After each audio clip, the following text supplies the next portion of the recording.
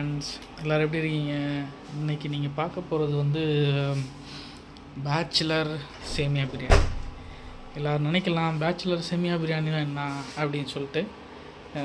அதை வந்து நான் உங்களுக்கு என்னலான்னு சொல்கிறேன். ஓகே, பாருங்கள். அச்சச்சோ, இது பேக்கில் போட முடியுமா? ஓகே, நான் மறுபடியும் உங்களுக்கு பேக்கில் இருந்து வீடியோ எடுத்து போடுறேன். ஓகே, சேமியா பிரியாணிக்கு தேவையான சேமியா வறுத்து வச்சுருக்கேன். நெய், மசாலா, ஒரு தக்காளி, ஒரு வெங்காயம், 3 பச்சை மிளகா. நம்மளால் இங்கே ரெடிமேடாக மட்டன் வாங்க முடியாதுங்கனால காஞ்ச மட்டனை வெந்நில போட்டு ஊற வச்சுருக்கேன். ஓகேயா, அதை தான் நம்ம வந்து இன்றைக்கி சேமியா மட்டன் பிரியாணி பண்ண போகிறோம். ஆல்ரெடி எண்ணெய் சட்டியில் கொஞ்சம் நெய்யும் பட்டரும் போட்டு வச்சுருக்கேன்.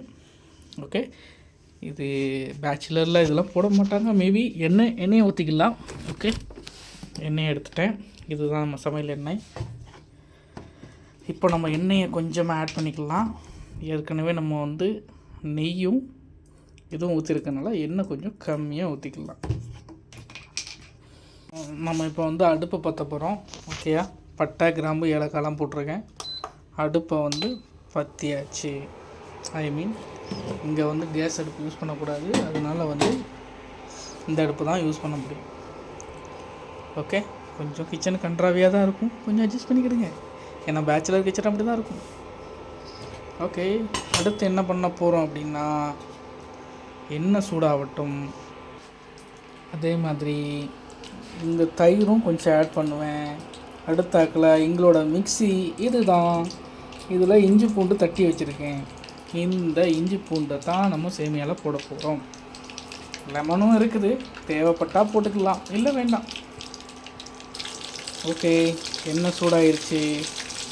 இப்போ வெங்காயத்தை போட்டுக்கலாம்.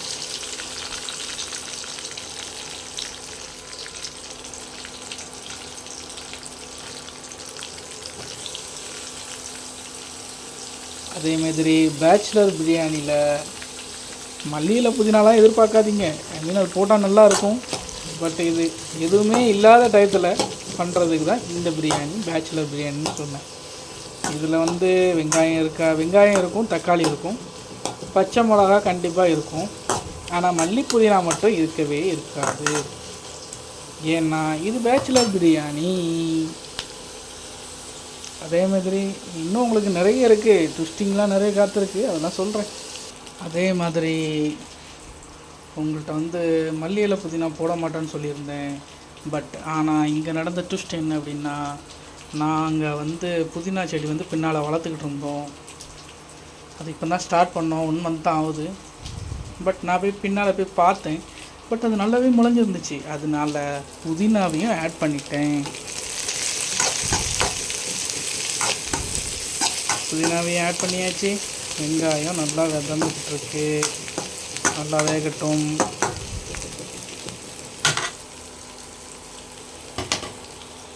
இந்த டயத்தில் வத்தத்தூள்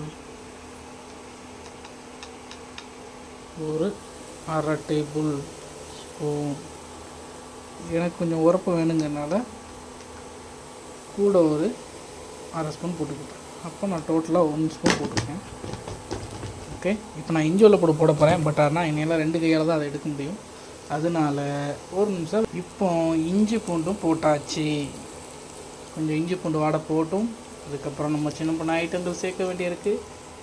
சில பல ஐட்டங்கள் சேர்க்க வேண்டியிருக்கு. நான் அதுக்கப்புறம் உங்கள்கிட்ட இந்த வீடியோவை நான் வந்து ஆக்சுவலி வந்து ஸ்டாப் பண்ணி தான் ரெக்கார்ட் பண்ணுறேன்.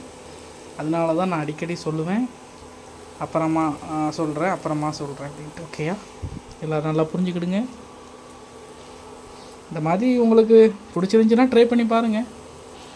ஓகே, இப்போ வந்து தக்காளியும் தயிரும் சேர்த்துருக்கேன்.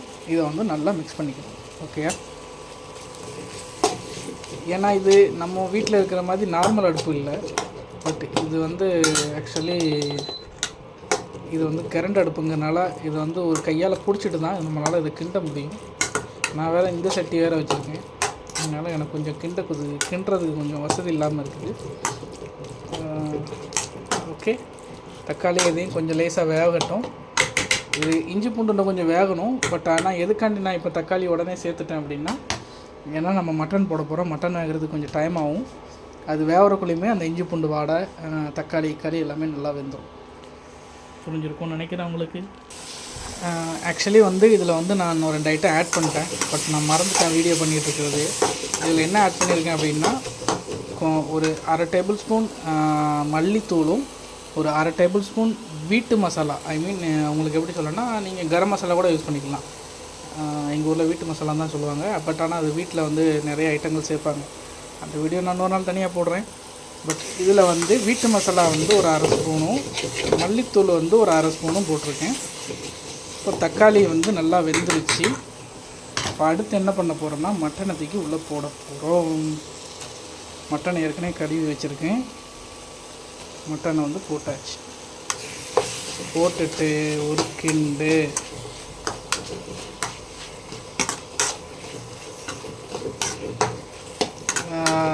சில பேர் வந்து நீங்கள் குக்கரில் கூட பண்ணிக்கலாம். ஏன்னா உங்கள் மட்டன் வேவலை அப்படின்னா நீங்கள் வந்து உங்களுடைய மட்டனை பொறுத்து நீங்கள் குக்கரில் பண்ணாலும் சரி. எனக்கு இதில் கொஞ்சம் டைம் ஆகும். எனக்கு ஆனால் பிரச்சனை இல்லை. உங்களுக்கு குயிக்காக பண்ணணும் அப்படின்னா நீங்கள் வந்து குக்கரில் முதல்ல கறியை நல்லா வேக வச்சுட்டு, நான் சொன்ன மாதிரி மசாலா எல்லாத்தையும் ரெடி பண்ணிவிட்டு கறியை வேக வச்சுட்டு அளவு தண்ணி ஊற்றணும். ஓகேயா? இப்போ வந்து நான் சேமியா வந்து ஒரு 300 கிராம் எடுத்துருக்கேன்னு வச்சுடுங்களேன். அதுக்கு வந்து நீங்கள் ஒரு கிளாஸில் வந்து சேமியா அளந்துக்கிடுங்க. அதுக்கு 1க்கு 2 ஊற்றிக்கிடுங்க. ஓகே, சேமியாவும் அதே தான்.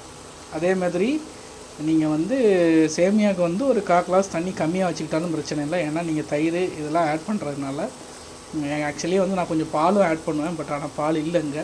அதனால் இப்போதைக்கு இருக்கிறத வச்சு நான் செஞ்சுக்கிட்டுருக்கேன். அதனால் நீங்கள் 1/4 கிளாஸ் கம்மியாக கூட வச்சுக்கலாம். ஏன்னா உங்களுக்கு நல்லா உதிரியாக வரணும் அப்படின்னா. ஏன்னா கொஞ்சம் நல்லா வெந்து இருக்கணும். அதனால் நான் 2 கிளாஸ் ஊற்றுறேன். நான் உங்களுக்கு செஞ்சுட்டு உங்களுக்கு காமிக்கிறேன். ஓகேயா? இப்போ வந்து மட்டன் வேகணும். இது கொஞ்சம் டைம் ஆகும். அதனால் சேமியா போடுறதுக்கு முன்னால் உங்களுக்கு மறுபடியும் நான் வந்து இந்த வீடியோவை ரீப்ளே பண்ணுறேன். இப்போது நம்ம தண்ணி ஊற்றியாச்சு. நல்ல கறி வேகட்டும். வெந்ததுக்கப்புறம் சேமியா சேர்க்கலாம். ஓகே, அது வரைக்கும் பிரேக். நம்ம இப்போ வந்து சேமியாவை போட போகிறோம்.